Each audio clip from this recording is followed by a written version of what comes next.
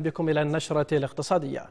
مندوبا عن رئيس الوزراء الدكتور عبد الله نسور راعى وزير الأشغال العامة والإسكان المهندس سامي هلسة مؤتمر الهندسة المدنية الأردني الدولي السادس الذي نظمته شعبة الهندسة المدنية في نقابة المهندسين الأردنيين.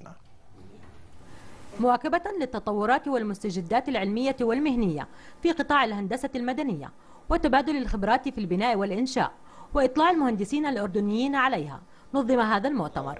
واحنا وزاره الاشغال من خلال مجلس البناء الوطني راح يتم اصدار كودات جديده للزلازل ليتم التعامل معها من خلال المكاتب الاستشاريه وعند بناء المباني بالاردن. دور النقابه مهم جدا بهذا المجال. نقابه المهندسين الاردنيه هي اللي بتوافق وبتصادق على المخططات الهندسيه للمباني بالاردن.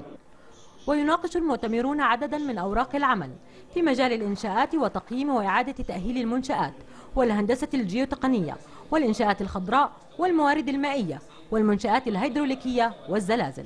لدينا متحدثين من خارج الأردن، لدينا أوراق من عدة دول، لدينا 17 دولة مشاركة في هذا المؤتمر، لدينا 80 أستاذ دكتور من الجامعات الأردنية.